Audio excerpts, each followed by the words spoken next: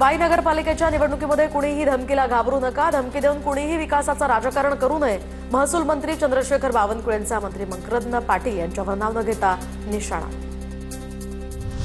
घरातली पोरं भटकली आहेत, उद्या परत नक्की येतील, भटकणाऱ्यांच्या मागे जायचं नाहीये. प्रफुल्ल पटेल यांचा अजित पवार गटाविरोधात बंडखोरी करणाऱ्यांना टोला, समजने वाले को इशारा काफी आहे असंही वक्तव्य.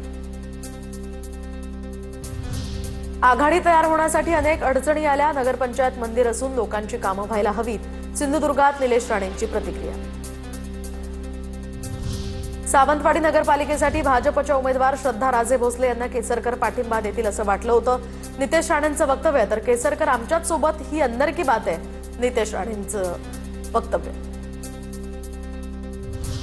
साताऱ्यामध्ये भाजपनं युती धर्म पाळला नाही तर युती धर्म पाळायला आम्ही बांधील नाही, रणजित भोसलेंचं वक्तव्य. शंभूराज देसाईंनी आदेश दिल्यास भाजपच्या नगराध्यक्षाला मतदान करण्याबाबतचा निर्णय शिवसैनिकांचा असेल, भोसलेंची माहिती. बीडमध्ये अजित पवारांनी योगेश क्षीरसागर यांना लक्ष्य केल्यानंतर क्षीरसागर यांच्याकडून अजित पवारांना प्रत्युत्तर, तर पक्ष माझा नाही त्यांच्याच काकांचा आहे, अजित पवारांनी त्यांच्या काकांचा पक्ष नीट सांभाळावा, क्षीरसागरांचा टोला. कोल्हापुरात 13 ठिकाणी महायुतीची सत्ता येईल, पश्चिम महाराष्ट्रामध्येही महायुतीची सत्ता येईल, जिथे आघाडी तिथे आमचेच लोक, धनंजय महाडिकांचं वक्तव्य. महाविकास आघाडीचा प्रभाव कमी झाल्याचाही दावा. कमळाला मतदान करू नका, महादेव जानकरांचं वक्तव्य, तर मी भानगडी केल्या नाहीत, त्यामुळे अजित पवार शिंदेंसारखी माझी अवस्था झाली नाही, जतमधील प्रचार सभेत महादेव जानकरांचं वक्तव्य. काँग्रेसची अवस्था बिकट झाली आहे, त्यांच्याकडे उमेदवार नाहीत, ते स्वतःला केंद्र आणि राज्य पातळीवर ज्येष्ठ नेते समजतात. राधाकृष्ण विखे पाटलांचं नाव न घेता बाळासाहेब थोरातांवर निशाणा. सध्या नगरपंचायत आणि नगर परिषदेच्या निवडणुकीच्या पार्श्वभूमीवर राजकीय समीकरणं पाहायला मिळतात. कुठे कशी समीकरणं जुळवली गेली आहेत, पाहूया टॉप 9च्या माध्यमातून. बीडमध्ये माजी मंत्री जयदत्त क्षीरसागरांचा योगेश क्षीरसागर यांना पाठिंबा. आमदार संदीप क्षीरसागर यांच्यासमोर आव्हान. जयदत्त क्षीरसागरांचा काही दिवसांपूर्वीच काँग्रेस सोडून भाजपात प्रवेश. बीडमधील ठाकरेंच्या सेनेचे उपजिल्हाप्रमुख राजू महुआलेंचा भाजपात प्रवेश. योगेश क्षीरसागर आणि शंकर देशमुखांच्या उपस्थितीत प्रवेश, तर क्षीरसागरांवर नाराजी व्यक्त करत दिला होता राजीनामा. अजित पवारांच्या राष्ट्रवादीचे परभणी महानगर अध्यक्ष प्रताप देशमुखांचा तडकाफडकी राजीनामा. स्थानिक स्वराज्य संस्थांच्या निवडणुकीच्या तोंडावर राजीनामा दिल्यामुळे चर्चेला उधाण. डहाणू नगर परिषद निवडणुकीच्या प्रचारार्थ देवेंद्र फडणवीसांच्या उद्या 2 सभा. डहाणूमध्ये भाजप आणि शिवसेना स्वतंत्र निवडणुकीच्या रिंगणात असताना भाजपला हरवण्यासाठी राष्ट्रवादीच्या दोन्ही पक्षांचा शिंदेंच्या उमेदवाराला पाठिंबा. सलील देशमुख यांचा राजीनामा सुप्रिया सुळेंकडून नामंजूर, तर गेल्या आठवड्यामध्ये सलील देशमुख यांनी पक्षाच्या प्राथमिक सदस्यत्वाचा राजीनामा दिला होता. सलील देशमुख हे माजी गृहमंत्री अनिल देशमुखांचे पुत्र. बारामतीमध्ये बसपा उमेदवाराच्या प्रचाराच्या बॅनरवर मंत्री छगन भुजबळांचा फोटो, बॅनरवर लक्ष्मण हाकेंचाही फोटो. नगराध्यक्षपदाचे उमेदवार काळूराम चौधरींच्या बॅनरची चर्चा. पंढरपूर नगरपालिकेमध्ये उमेदवाराच्या चिन्हावरून गोंधळ, तीर्थक्षेत्र विकास आघाडीच्या उमेदवारांना वेगवेगळं चिन्ह दिल्याचाही आरोप. भाजपच्या दबावाखाली प्रशासन काम करत असल्याचा आरोप. साताऱ्यामध्ये शरद पवारांच्या राष्ट्रवादीकडून सुवर्णा पाटलांना नगराध्यक्षपदाची उमेदवारी. साताऱ्यात नक्कीच चांगले दिवस येतील, सुवर्णा पाटलांची प्रतिक्रिया, तर सुवर्णा पाटलांच्या प्रचार रॅलीमध्ये शशिकांत शिंदेंचाही सहभाग. पिंपरी चिंचवडच्या प्रारूप मतदार यादीवर भाजपचाही आक्षेप. भाजपकडून पिंपरी चिंचवड महानगरपालिकेत प्रारूप मतदार यादी संदर्भात निवेदन. आता बघूयात निवडणुकांच्या तयारी संदर्भातल्या टॉप 9 बातम्या. धारावीमध्ये 70,000 मतदारांचं एका वॉर्डमधून दुसऱ्या वॉर्डमध्ये स्थलांतर, वर्षा गायकवाडांचा आरोप. तर निवडणूक आयोगाच्या मतदार यादीतनं हा प्रकार उघड, ही फक्त झालेली छोटी चूक नाहीये, गायकवाडांची टीका. राष्ट्रवादी शरद पवार गटाकडून ठाण्यामध्ये 26 नोव्हेंबरला संविधान गौरव रॅलीचं आयोजन. जितेंद्र आव्हाड असीम सरोदे इथे उपस्थित राहणार, जितेंद्र आव्हाडांची माहिती.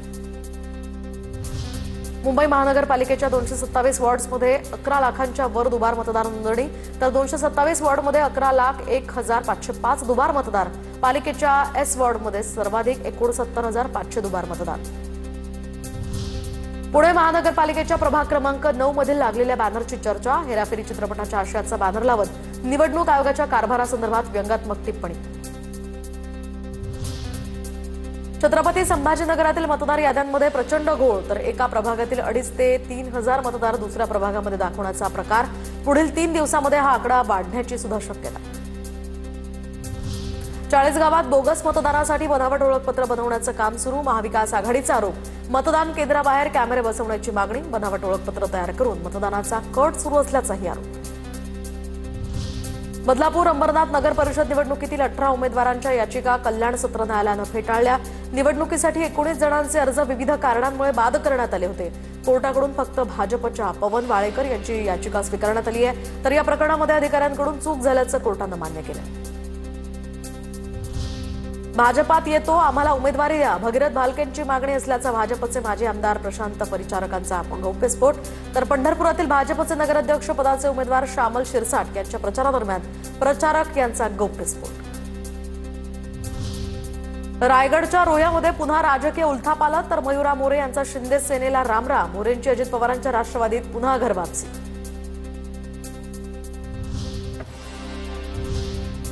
आता बघूया टॉप 9 महत्त्वाच्या बातम्या. गेल्या 2 दिवसांपासून राज्यातील तापमानात वाढ, तर राज्यात थंडी कमी होण्याची शक्यता. दरम्यान कोकण मध्य महाराष्ट्रात पावसाचाही अंदाज. ठाण्यामध्ये उद्या सकाळी 9 वाजल्यापासून 27 नोव्हेंबरपर्यंत पाणी पुरवठा बंद राहणार. जलवाहिनी दुरुस्तीसाठी काही भागामध्ये 24 तासांसाठी पाणी बंद राहणार. परभणी शहराला पाणी पुरवठा करणाऱ्या मनपाच्या पाणी पुरवठा विभागाचं वीज कनेक्शन महावितरणनं तोडलं. 3 दिवसांपासून पाणी पुरवठा बंद. मनपाकडे महावितरणची 21 कोटींची थकबाकी. हॉटेल मॅनेजमेंट, बीबीए, बीसीएस साठी आता एकच सीईटी परीक्षा. 28 ते 30 एप्रिल दरम्यान प्रवेश परीक्षा होणार. आतापर्यंत 4 अभ्यासक्रमांसाठी 2 स्वतंत्र परीक्षा घेतल्या जात होत्या. एक ब्रेकिंग न्यूज समोर येते. भिवंडीच्या काल्हेरमध्ये कपड्याच्या कंपनीला भीषण आग लागली आहे. कपड्याचे 10 गोदाम आगीच्या भक्ष्यस्थानी गेले. घटनास्थळी अग्निशमन दलाची गाडी दाखल झाली आहे. त्याच्याकडून आता ही आग विझवण्याचा प्रयत्न केला जातोय. आपण या आगीची भयंकर अशी दृश्य पाहतोय. भिवंडीच्या काल्हेरमध्ये कपड्याच्या कंपनीला ही भीषण आग लागली आहे. त्यामध्ये गोदाम जळून खाक झाले आहे. साधारणतः 10 गोदाम या ठिकाणी जळाल्याची माहिती आहे. या आगीची ही भयावह दृश्य आपण पाहतोय. मोठ्या प्रमाणात ही आग भडकतीये आणि त्यामुळे ही आग विझवण्याचे शर्थीचे प्रयत्न सध्या अग्निशमन दलाकडून केले जात आहेत. कपड्याचं हे गोदाम असल्यामुळे आणखीनच या आगीनं पेट घेतलेला आहे. आणखीनच आगीचा भडका उडाला आणि त्यामुळे धुराचे आणि आगीचे लोट संपूर्ण परिसरात पाहायला मिळत आहे. परिसरात सुद्धा भीतीचं वातावरण यामुळे निर्माण झालं आहे, कारण या आगीमुळे साधारणतः 10 गोदाम भस्मसात झालेत.